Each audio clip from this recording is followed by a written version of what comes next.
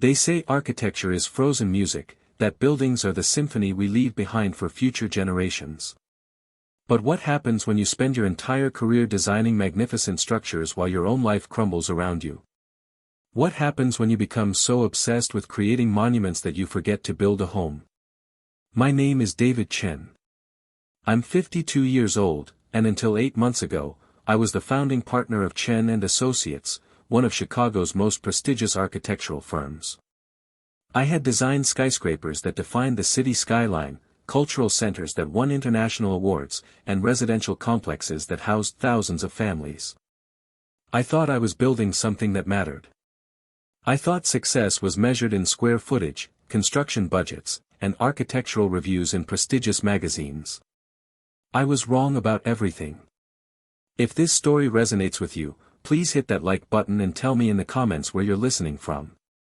Anyone who's ever sacrificed family for professional legacy needs to hear this story. Your support means everything to me. September 14, 2023, the day the Morrison Cultural Center was officially unveiled, should have been the pinnacle of my career. The building I'd spent 3 years designing stood gleaming in downtown Chicago, a testament to my vision of how architecture could transform communities. Glass and steel reaching toward the sky, public spaces that invited gathering, sustainable design elements that would serve the city for generations. I stood at the ribbon-cutting ceremony in my custom-tailored Italian suit, watching Mayor Rodriguez praise the architectural marvel that would define Chicago's cultural landscape for the next century. My business partner, James Morrison, whose family foundation had funded the project, beamed beside me as photographers captured what should have been our moment of triumph. "This is it, David," James whispered as we posed for pictures. "This is the project that puts us in the architectural history books." He was right. The Morrison Center was already being featured in Architectural Digest, studied by design students, and cited as an example of how modern architecture could honor historical context while pushing boundaries. It was everything I'd worked toward for 25 years. But as I smiled for the cameras, I couldn't shake the feeling that something was missing from this perfect moment. Actually, someone was missing. My wife Linda wasn't there. Neither was my son Marcus, now 26 and working as a software engineer in San Francisco. My daughter Sarah, 23 and finishing her master's degree in environmental science at Northwestern, had texted that morning, "Congrats on the building, Dad. Sorry I can't make it, have a thesis defense." The most important professional moment of my life, and I was celebrating alone in a crowd of colleagues, clients, and strangers. If you've ever achieved everything you thought you wanted only to realize you have no one to share it with, you understand the particular emptiness that can accompany success. After the ceremony, I drove home to our house in Lincoln Park, a restored Victorian I'd spent 2 years renovating when we first moved to Chicago. Every detail had been carefully planned, the crown molding I'd designed myself, the kitchen extension that perfectly balanced historical authenticity with modern functionality, the master suite addition that had won a local preservation award. The house was dark when I arrived. Linda's car wasn't in the driveway. I found the note on the kitchen island, written on the back of an envelope from our architect liability insurance company, an irony that wasn't lost on me. "David, I've gone to my sister's in Milwaukee. I need time to think about whether I want to stay married to someone who's never really here. We'll talk when I get back. Congratulations on your building. Linda." I read it 3 times, my mind struggling to process the words. Like studying blueprints for a structural problem I couldn't identify, I kept reviewing the same information hoping it would suddenly make sense. I walked through our meticulously designed home, seeing it clearly for the first time in years. The dining room where we never ate together because I was always working late. The living room with expensive furniture positioned for entertaining we never did because I was always too busy with projects. The home office where I'd spent countless evenings drafting, revising, and obsessing over buildings while ignoring the people who lived in this one. If you've ever realized your perfectly designed life is completely empty, you know the architectural irony of building a beautiful shell with no foundation. Linda returned from Milwaukee after 5 days, but the house felt even emptier with her in it. We moved around each other like strangers sharing space in a hotel, polite, careful, maintaining distance. She went to her job at the art museum, her yoga classes, her book club meetings. I went to the office, construction sites, client presentations. "How was your day?" she'd ask over dinner. "Productive," I'd answer, describing the latest project developments, zoning challenges, or design solutions I'd worked out. "That's nice," she'd say, and we'd return to eating in silence. The routine felt familiar because it had been our pattern for years. I just hadn't noticed how hollow it had become. 2 weeks after the Morrison Center opening, I was in my office reviewing plans for our next major project, a mixed-use development that would reshape an entire neighborhood, when my assistant, Patricia, knocked on my door. "Mr. Chen. Your wife is here to see you." Linda rarely visited my office. In 25 years of marriage, I could count on one hand the number of times she'd stopped by Chen and Associates. She stood in my doorway wearing the navy dress I'd complimented years ago, holding a manila folder that made my stomach clench. "Can we talk?" she asked. I cleared my schedule, told Patricia to hold my calls, and closed the office door. Linda sat across from my desk, the same desk where I'd spread blueprints for hundreds of projects, where I'd made decisions that shaped skylines and neighborhoods, where I'd spent more hours than in any room of our home. "I've been thinking," she said, her voice steady but tired. "About us. About what we've become." "What do you mean?" She opened the manila folder and pulled out a photograph, our wedding picture from 1998. We were 27 and 25, standing in front of the small apartment building in Wicker Park where we'd lived during my graduate school years. Young, hopeful, completely in love. "Do you remember what you said on our wedding day?" she asked. I remembered the ceremony, the reception, the general happiness of the day, but not specific words. "You said you wanted to build a life together. Not just a career, not just a house, but a life. You talked about partnership, about creating something meaningful together." She pulled out another photograph, our family at Sarah's high school graduation 3 years ago. I was checking my phone in the background while Linda and Sarah smiled at the camera. "When did building a life together become you building a career while I managed everything else?" The question hit me like discovering a fundamental flaw in a building's foundation after construction is complete.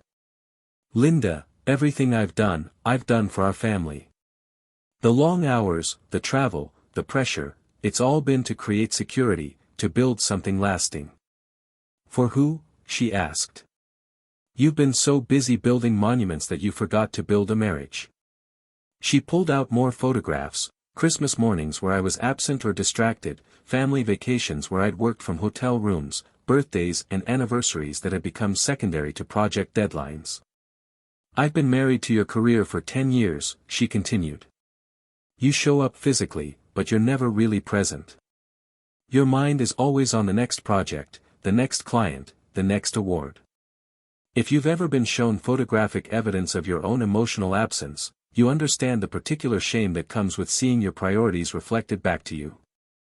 "What are you saying?" I asked, though I suspected I knew. Linda pulled out the last document from the folder, papers with legal letterhead that made my chest tighten. "I'm saying I want a divorce." The words felt surreal, like discussing theoretical concepts rather than actual life changes. Divorce papers. Legal dissolution. The end of 25 years of marriage. "Linda, we can work this out. I know I've been busy with the Morrison project, but that's finished now.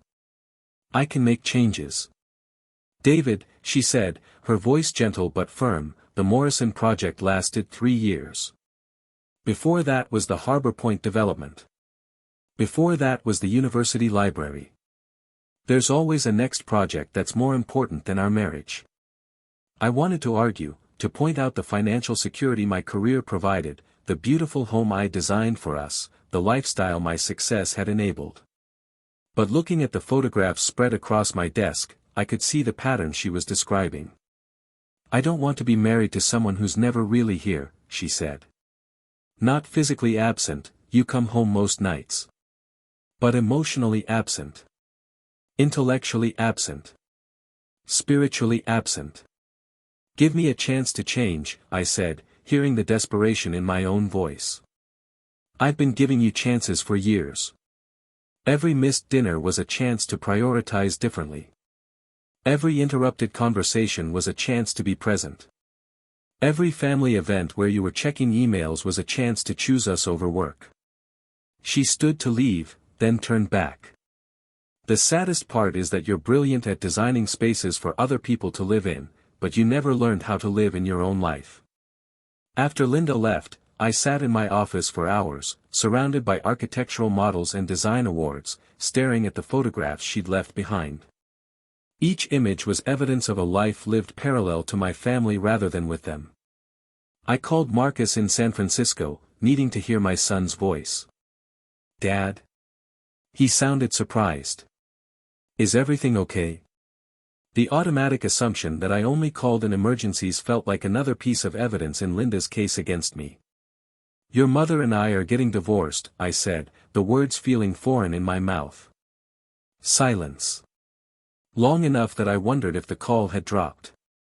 "Marcus?" "I'm here," he said quietly. "I'm just, not surprised." "What do you mean?" "Dad, you guys have been living like roommates for years. Even when I was in high school, it was obvious you were more invested in your buildings than your family. If you've ever had your adult child confirm your spouse's assessment of your failures, you understand the particular pain that comes with recognizing patterns everyone saw except you. I thought I was providing for you. Building a future. You were building buildings, Dad. That's not the same thing as building a family." After I hung up, I walked through my office, looking at 25 years of professional achievements. Awards lining the walls. Models of buildings I designed scattered across every surface. Photographs of construction sites, ribbon cuttings, architectural conferences. Not a single photo of my family.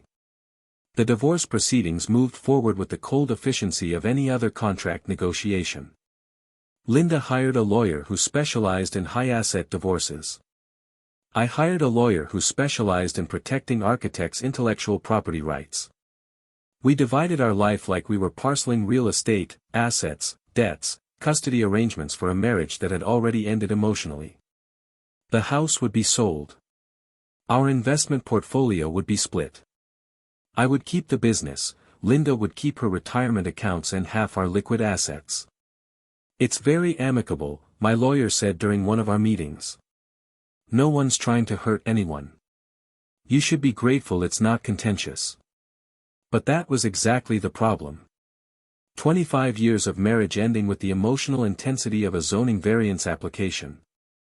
We'd become so distant that even our divorce felt like a business transaction. I moved into a high-rise apartment in River North, sleek, modern, empty. Floor-to-ceiling windows with views of the Chicago skyline, including 3 buildings I designed. Every morning, I could see my professional legacy from my bedroom. Every evening, I came home to silence. Work became my refuge. I threw myself into the Lakefront Commons project, a mixed-use development that would combine residential, commercial, and public space in a way that had never been attempted in Chicago. 18 months of design work, community meetings, zoning battles, and construction management ahead. "You're going to burn out," James warned during one of our partnership meetings. "You're working 80-hour weeks. When's the last time you took a vacation? When's the last time you designed a building that could redefine urban planning?"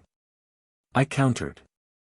James leaned back in his chair, studying me with the expression of someone who'd known me for 15 years. "David, what are you running from?" If you've ever been asked what you're running from when you thought you were running towards something, you know the discomfort that comes with honest self-examination.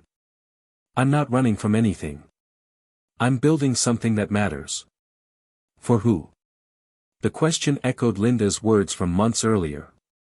For who was I building? My family was gone. My children lived their own lives in other cities. My wife was planning a future that didn't include me. 3 months into the divorce proceedings, Sarah called from Northwestern. "Dad, can we have lunch? I want to talk to you about something." We met at a cafe near campus, the kind of place I rarely had time to visit during normal business hours. Sarah looked like her mother, the same thoughtful eyes, the same way of organizing her thoughts before speaking. "Mom told me about the divorce," she said after we'd ordered. "I'm sorry you have to deal with this during your final year of school." "Dad, I'm 23. I can handle my parents getting divorced." She paused, stirring her coffee. "What I can't handle is watching you pretend you don't understand why it's happening." The directness was jarring. Sarah had always been diplomatic, careful not to take sides in family tensions. "What do you mean? When's the last time you asked Mom about her work? Her interests? Her dreams?" I couldn't remember. "When's the last time you had a conversation with me that wasn't about my grades, my career plans, or my academic achievements?" Again, I had no answer. "You know what I remember most about growing up?" Sarah asked. "Sitting at the dinner table listening to you talk about whatever building you were designing, while Mom asked polite questions and I tried to look interested. Every family conversation was a presentation about your work. The assessment was harsh but accurate. I thought you were interested in architecture. You always asked questions. I was interested in you, Dad. I asked questions because I wanted to connect with you, and architecture was the only subject that made you animated and present. If you've ever realized your child has been humoring your obsessions for years just to get your attention, you understand the particular sadness that comes with recognizing misconnected love." "What do you want me to say, Sarah?" "I want you to admit that you chose your career over your family. Not because you had to, but because it was easier. Buildings don't have emotional needs. Buildings don't require presence and attention and compromise." Her words felt like structural analysis of my life, identifying the weak points, the design flaws, the places where the foundation had been compromised. "I was trying to build security for our family." "No," Sarah said firmly. "You were trying to build a legacy for yourself. There's a difference." She pulled out her phone and showed me a photo from her Instagram, a recent family dinner with Linda, Marcus, and herself. This was last month when Marcus visited. We had dinner, played board games, talked for hours about everything except work. It was the most relaxed family time we'd had in years. I wasn't invited. You were in Portland for the week, meeting with clients about the convention center expansion. I remembered the Portland trip. Important meetings, significant contracts, necessary travel for business development. You know what was sad? Sarah continued. We didn't even think to reschedule so you could join us. We're so used to planning family time around your absence that including you didn't occur to us. The revelation was devastating. Sarah, I love you and your brother and your mother more than any building I've ever designed. Then why didn't you ever show us that? If you've ever been unable to answer your child's question about why you didn't demonstrate your love, you understand the architectural irony of building monuments while neglecting relationships. After lunch with Sarah, I sat in my car in the Northwestern parking lot for an hour, unable to drive, unable to think, unable to process the systematic demolition of everything I believed about my priorities and choices. I called my doctor and asked for a referral to a therapist. Not because there was something wrong with me, but because I clearly had no idea how to live as anything other than an architect. Dr. Elizabeth Warren specialized in helping high-achieving professionals navigate life transitions. Her office was in a converted brownstone in Lincoln Park, with soft lighting and comfortable furniture that invited reflection rather than presentation. "Tell me why you're here," she said during our first session. "My wife is divorcing me because I work too much," I said, falling back on the simplified narrative I'd constructed. "Is that why she's divorcing you?" If you've ever had a therapist question your interpretation of events, you know how uncomfortable it can be to examine your assumptions. "She says I'm never really present. That I'm more invested in my career than my family. What do you think about that assessment?" I think she might be right." Dr. Warren leaned forward slightly. "What would it look like to be present for your family?" The question stumped me. I literally didn't know what emotional presence looked like beyond physical attendance. I come home for dinner most nights. I attend important events. I provide financial security. Those are all things you do. I'm asking about who you are when you're with them. I don't understand the distinction. When you're with your family, are you thinking about them or about your work? Honestly, I was usually thinking about work. Even during family dinners, vacations, and celebrations, part of my mind was always occupied with project details, design challenges, or client concerns. Mostly work, I admitted. So you're physically present but mentally absent. I guess so. David, if you were designing a home for a family, what would be the most important element? The architectural question engaged a different part of my brain. Connection. Spaces that encourage interaction, sight lines that allow family members to see each other, common areas that invite gathering. And if the family who lived in that home was always physically present but mentally absent from each other? The analogy clicked. The design wouldn't matter. The space couldn't create connection if the people weren't willing to connect. Exactly. You've been living in your family but not connecting with them. Over the following months, Dr. Warren helped me understand that my workaholism wasn't just about ambition or financial pressure, it was about identity. I'd built my entire sense of self around professional achievement. Without projects to design, awards to win, and buildings to create, I didn't know who I was. Tell me about your relationship with your father, she said during our 5th session. If you've ever had a therapist ask about your father, you know exactly where this conversation leads. My father, William Chen, had immigrated from Taiwan in the 1960s and built a successful engineering consulting firm through relentless work and personal sacrifice. He'd worked 60-hour weeks my entire childhood, spoken primarily about business achievements at family dinners, and measured his worth by professional recognition. Did your father ever tell you he was proud of you for something other than academic or professional achievements? Dr. Warren asked.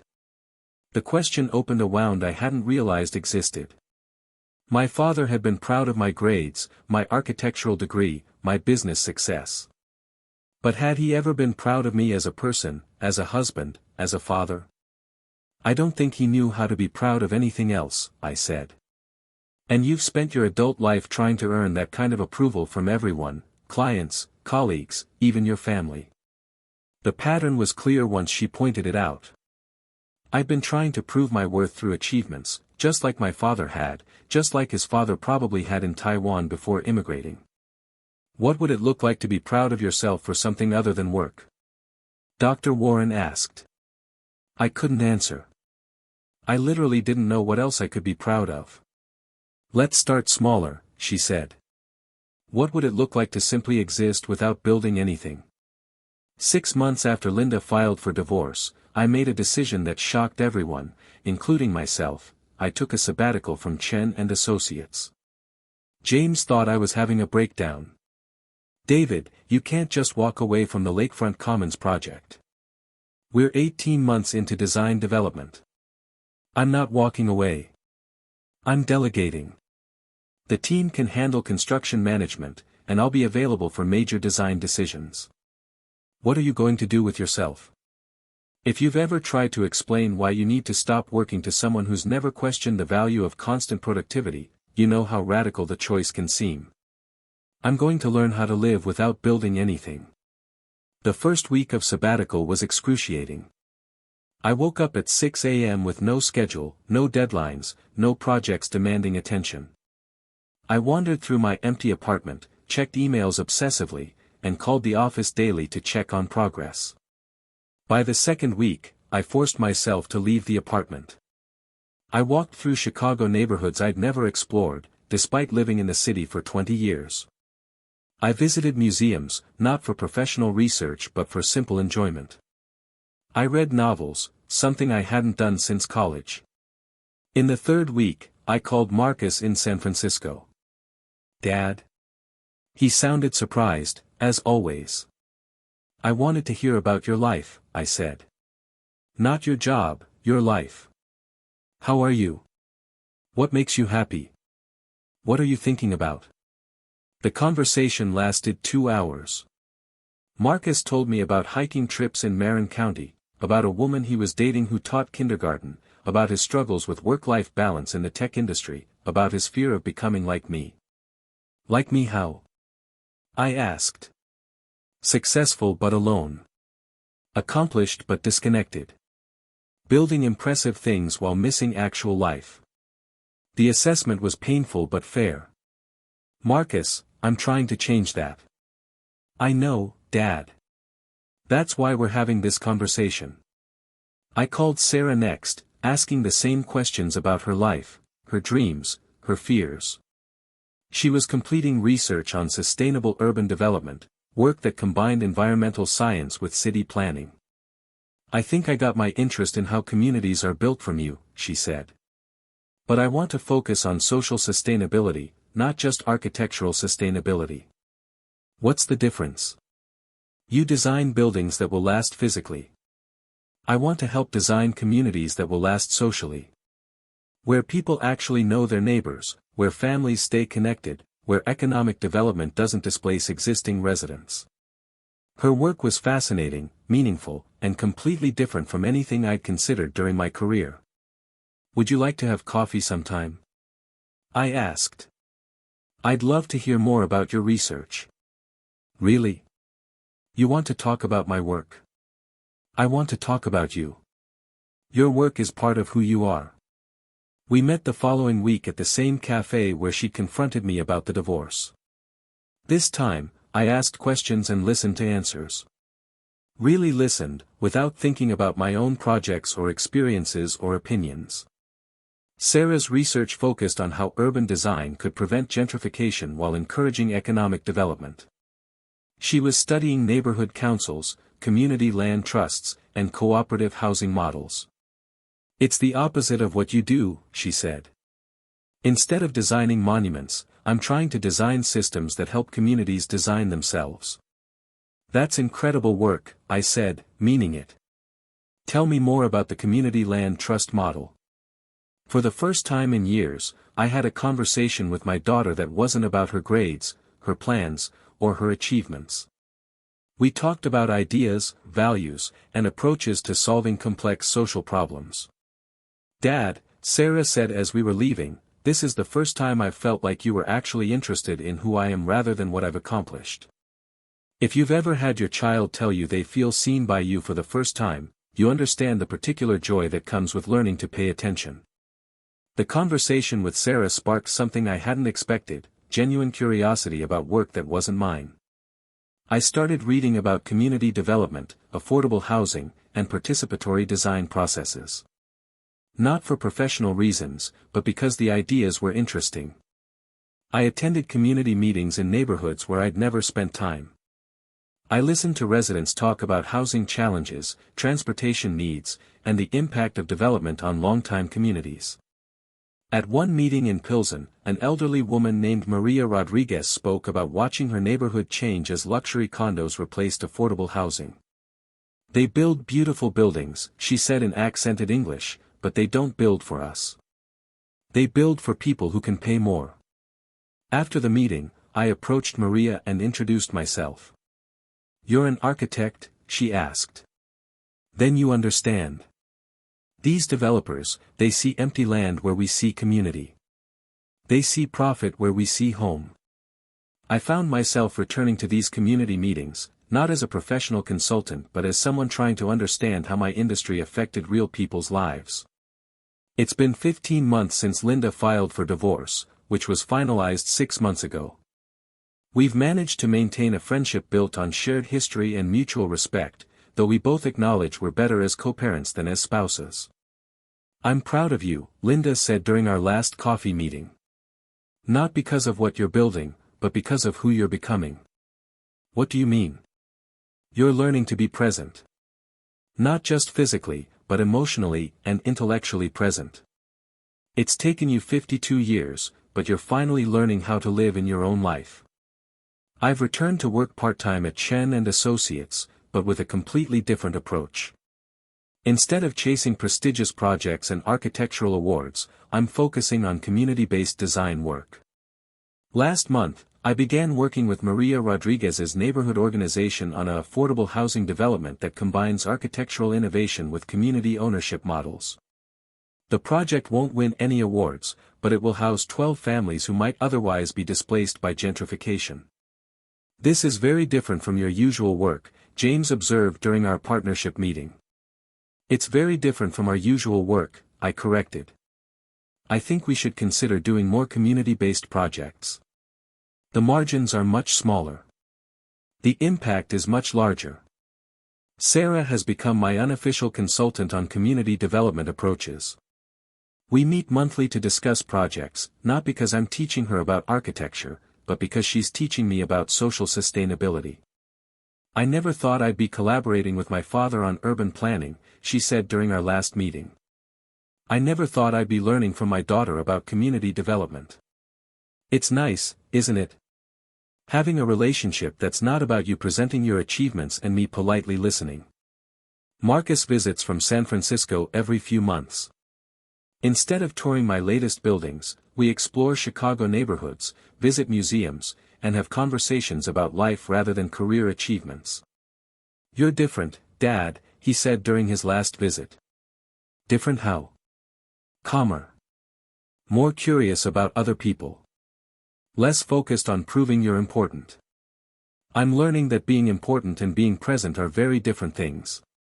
Dr. Warren and I still meet monthly, though our sessions now focus on maintaining the changes I've made rather than crisis management. What have you learned from this experience? She asked during our recent session. I learned that designing buildings and designing a life require completely different skills. I spent 25 years perfecting one set of skills while neglecting the other. And now I'm trying to design a life that's actually livable. Not just impressive from the outside, but comfortable and meaningful from the inside. What does that look like practically? Smaller projects with bigger impact. Deeper relationships with fewer people. Presence over productivity. Connection over achievement. Last week, I received a call from the Chicago Architecture Foundation asking me to speak at a conference about purpose-driven design in the 21st century. We'd love to have you present your latest work, the conference organizer said. My latest work isn't a building, I replied. It's learning how to live. That's exactly what we want to hear about. If you've ever been asked to speak publicly about your failures rather than your successes, you understand how revolutionary that invitation felt. I accepted, and next month I'll stand before a room of architects and urban planners to talk about the structural flaws in how our profession thinks about success. About designing buildings without designing communities. About achieving professional recognition while failing at human connection. My name is David Chen. I'm 52 years old, and I was divorced at the peak of my career because I spent 25 years designing monuments while my marriage crumbled. It was the most painful and necessary experience of my life. If you're listening to this story because you're facing your own professional crisis, your own relationship breakdown, your own moment of recognizing that success and satisfaction are not the same thing, I want you to know, it's never too late to rebuild. Architecture taught me that the most important part of any structure is the foundation. If the foundation is compromised, everything built on top of it will eventually collapse, no matter how beautiful or impressive it looks from the outside. I spent my career building impressive structures while neglecting to maintain the foundation of my personal life. My marriage collapsed not because of one dramatic failure, but because of years of small compromises, missed connections, and misplaced priorities. The hardest lesson wasn't about career change or professional redirection. It was about learning to measure my worth by internal rather than external metrics. About discovering that the most important buildings I could create were relationships, not monuments. Presence is more valuable than productivity. Connection is more important than achievement. Love is the only legacy that actually matters. I thought I was building security for my family by prioritizing career over connection. I was wrong. The security they needed wasn't financial, it was emotional. They needed to know they mattered more than my projects, that they were worth my attention, that I valued being their husband and father more than being anyone's architect. It took losing my family to learn how to be part of one. Now, instead of designing buildings to house other people's lives, I'm learning to live in my own life. Instead of creating monuments to impress strangers, I'm building relationships with people I love. The trade-offs are real. I earn less money but have more time. Smaller projects but deeper meaning.